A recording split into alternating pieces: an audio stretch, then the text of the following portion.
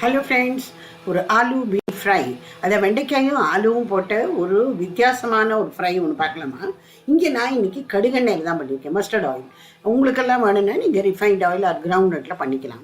இதில் நான் முதல்ல தனியாக வெண்டைக்காயை மாத்திரம் வதக்கிட்டு எடுத்துக்கிட்டேன். இதுக்கு வேணுங்கிற அளவுக்கு உப்பு, மஞ்சப்பொடி ரெண்டும் போட்டுட்டு கொஞ்சம் நல்லா வதங்குற அளவுக்கு இதை இது பண்ணிவிட்டு தனியாக எடுத்து வச்சுன்னுட்டேன் ஒரு பவுலில்.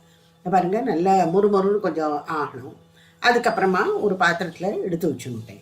இப்போ இன்னும் கொஞ்சமாக எண்ணெயை விட்டுட்டு உருளைக்கிழங்கு கொஞ்சம் சின்ன சின்ன க்யூபாக நறுக்கி வச்சுட்டுருந்தேன், அதை போட்டுன்னுட்டேன். அதுக்கும் வேணுங்கிற அளவுக்கு உப்பு, அதுக்காக உப்பு அதிகமாகிடக்கூடாது.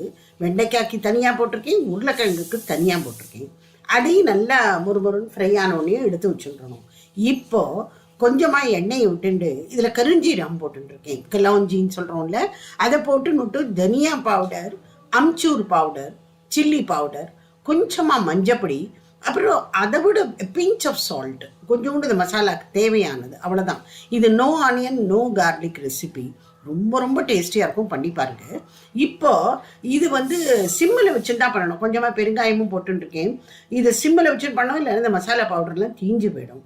இப்போது வதக்கி இந்த ஃப்ரை பண்ணி வச்சுட்டு இருந்தோம் இல்லையா, அந்த ஆலு பிண்டி, இது ரெண்டுத்தையும் அதில் போட்டு ஒரு வருஷம் அதை இது பண்ணிவிட்டு இறக்கிடணும். ரொம்ப ரொம்ப வித்தியாசமான ஒரு சப்ஜி, நீங்களே பண்ணி பாருங்கள்.